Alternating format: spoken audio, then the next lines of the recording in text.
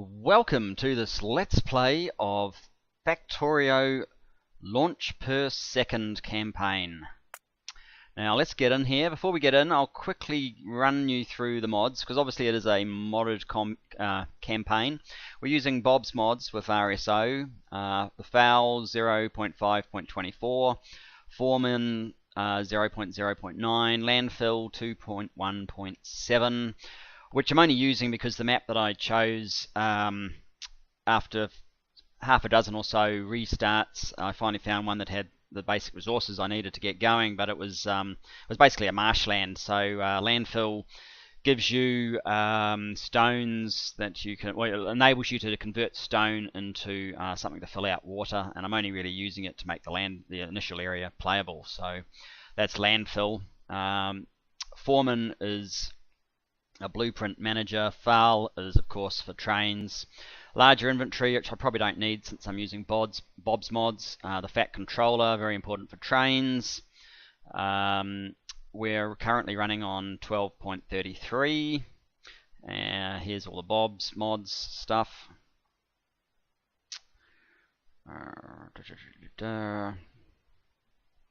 Pretty much all of it. Launch control, because there's no way I'm going to be going around multiple launch silos trying to hit the launch button at the rate of 1 per second. So launch control 0.1.4, RSO 1.5.6, which does seem to give quite a good spread for Bob's mods, and we also have the upgrade planner 1.1.7 installed. So let's load in our base.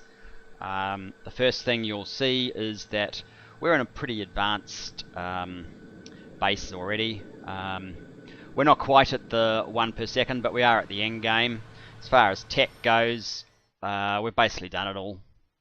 The only thing I haven't researched is the long-handed burner inserter, and it doesn't lead anywhere. So I really don't want to. I might accidentally build one and it will just clutter my inventory. So yes, we've finished research. Let's get back in here.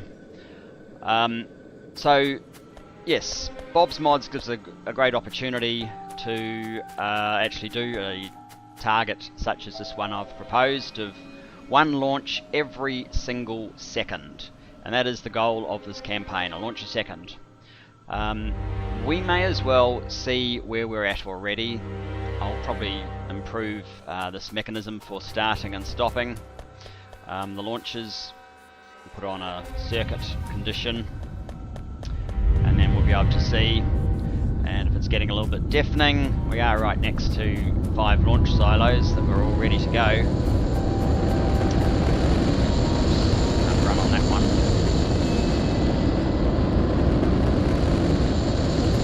So what I might just do is, after these guys have finished launching, we will do a quick timing of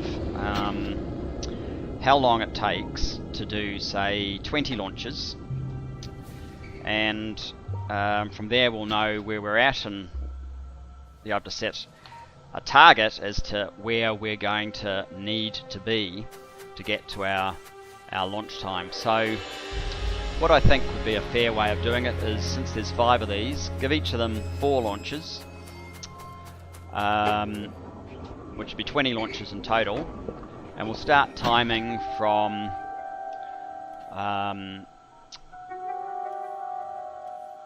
basically when,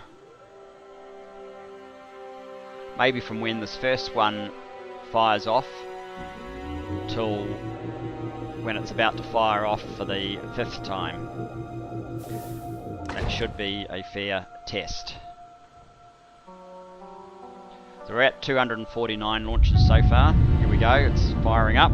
So I've started a stopwatch.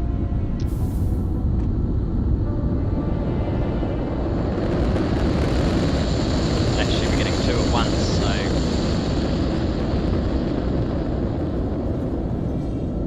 there we go, we're up to 251. When we get to 269 and this one's about to fire off, about to launch, I'll stop the stopwatch. Which I'm doing off camera, I'm just doing it on a phone. I mean, you can run your own. Where the UPS is at 60, at the moment, so that's fine. If that starts slowing down, I might have to get an in-game clock installed just to be fair.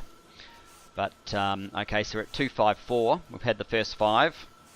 We haven't had a minute yet, so that's a good sign, although we did wait until 1 was ready to go.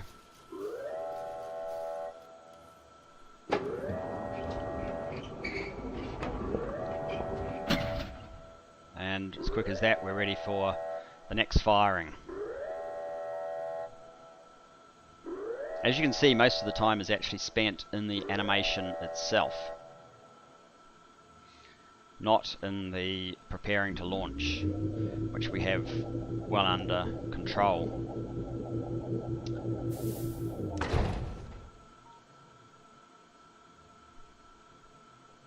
Now we're just waiting for this guy to decide to fire. There you go. And if it was on the 4th launch, I'd have stopped it there, but that was 1:30 to get back to the same point. These 2 firing in unison again. Very good.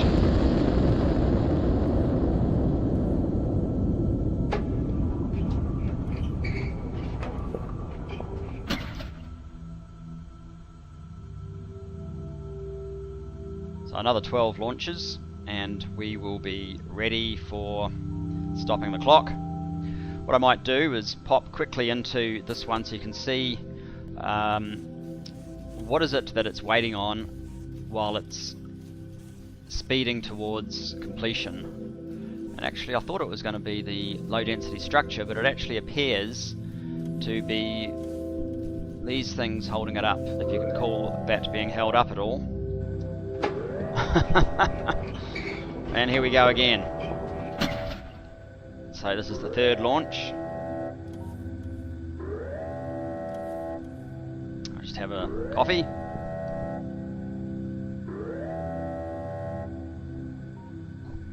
And by 3rd, of course, I mean it's actually the 11th launch, because we started at 2:49. Might just zoom back so you can see all of them this time.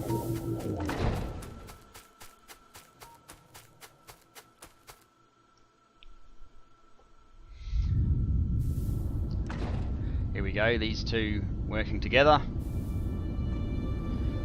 For some reason this one's slightly behind the 8 ball.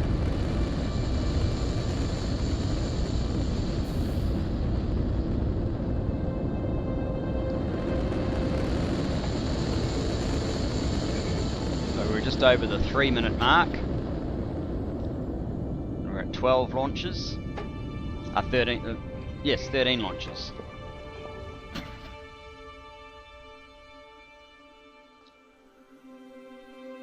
But yes, we have to wait anyway for this to cycle round till it's just ready to launch.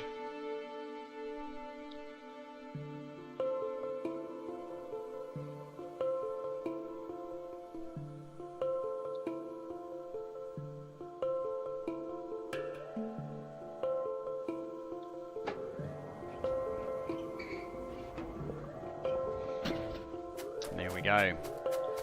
And this one's just about ready to go again. Last 5 launches before we'll bring our timing to a close.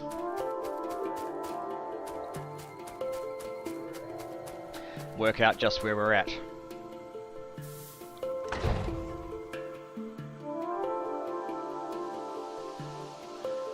Waiting for the... there we go.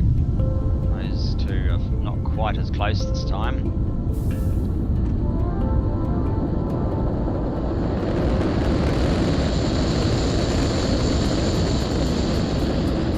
I'm going to have to check the sound. If it sounds rather loud in my ears, if it's that loud on the playback, I may have to turn down the playback volume a little bit. But we're not going to be standing next to rockets throughout the series, just while we are conducting a test.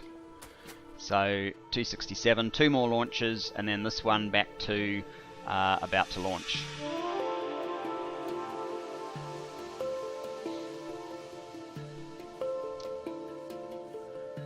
And if you can hear noises in the background, it's because I'm next to, well, on one side a construction site, the other side a demolition site, so yes, lots of noise going on.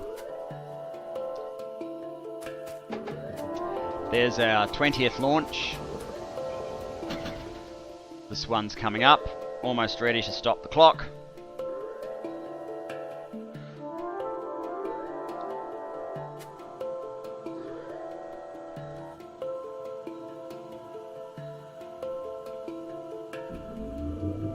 I think basically when it shoots off to space is when we want to stop. It looks like it'll be more or less exactly 6 minutes. We've hit 6 minutes. And there we go. 6 minutes and 6 seconds I got for the launch of 20 rockets. And for now, just because it's a bit deafening, I'm just going to... yeah, I will put smart inserters on these.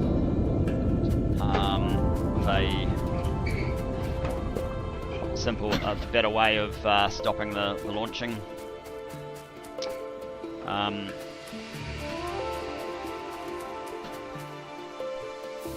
But for now I just want to talk about, well, we're getting that one launched as well. So 6 minutes for 20 launches basically means that... what does it mean? Let's just do some quick maths. Not in our head. That's always a mistake. We'll use a calculator. So 6 minutes is 120 seconds, and 6 seconds, 126 seconds. That was 20 launches. We basically are launching every 6.3 seconds, according to... is that right? No, I've got my minutes wrong. 6 minutes times 60. 360 plus 6. That's what we divide by 20. 18.3. So, we need another... round that up, say...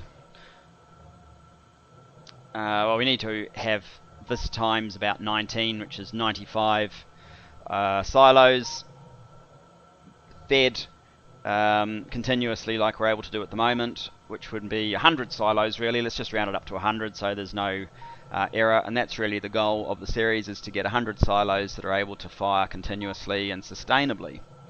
And that would be our launch per second. So that's the goal of this series, that's what we're trying to do. And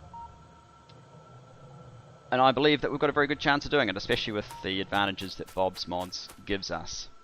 Now, I was going to make a slight change here, because if you look at these elements, these ones here, they take the formula, it's the same as in the base game. They take multiple steel, multiple copper, multiple plastic, whereas these other things, it's really, well, it's not a one-to-one ratio, but it's one thing that we can feed directly from... the solid fuel can feed directly into the rocket fuel, directly into the base. There's not really any way of improving that, but we could potentially maybe put a chest between the feed into each of these assembly machines and then straight into the rocket. That might improve our throughput, although it doesn't really appear that low density structures are causing an issue anymore, which kind of surprised me actually. I thought that they were the cause for the hold-up, but it doesn't seem to be. I've actually got low density structures come through down here as well, just to be sure, so maybe that's enough. I kind of would have liked to have gotten rid of the low density structures in the blueprint, so I didn't need to feed them through here, but maybe it's worth leaving it as it is and just building them at the side. We're basically just using overflow. This is where we're building the satellites. It doesn't count as a launch if you don't have the satellite installed, so we have the satellites, and any excess low density structures just get fed along and supplied to our silos. Now I know that currently my satellite construction here is not quite at the rate of 1 a second. So I'd actually need 2 of these anyway, but if I'm building excess low density structures, we will need probably quite a few additional low density structure manufacturers. So let's have a look at the map. I am playing with biters on. In fact, I'm not playing even just with normal biters. I've actually, perhaps stupidly, given the nature of the campaign, increased biters to large base size, but I've decided on this goal at the end of the game. It wasn't something I set out to do at the beginning, so that's what we've got sitting in front of us. Now, I've mined out over here, so basically I'm thinking that I can get perhaps a 10 by 10 grid of those, which will be quite big. It'll be about, you know, that long, and then by 10, hard to judge, but say a big chunk like that over here will be the silos. And so I'm going to need to create a whole bunch of smelting probably up here, and you can see our red friends over here probably won't be happy with that, so I'm going to have to do some base clearing and quite a lot of engineering work. I won't show you every bit of it because probably once you've seen me wipe out a few of these bases for a episode or two, you'll get the general idea, and I can just show you what I've done after, you know, clearing a few more. But that's where we're going. That's what I'm aiming to do. Hope to see you back for the rest of the series, or at least at the end when I can demonstrate a launch per second. I'm confident we'll be able to do it. Yeah, thanks very much, guys, and we'll see you next time.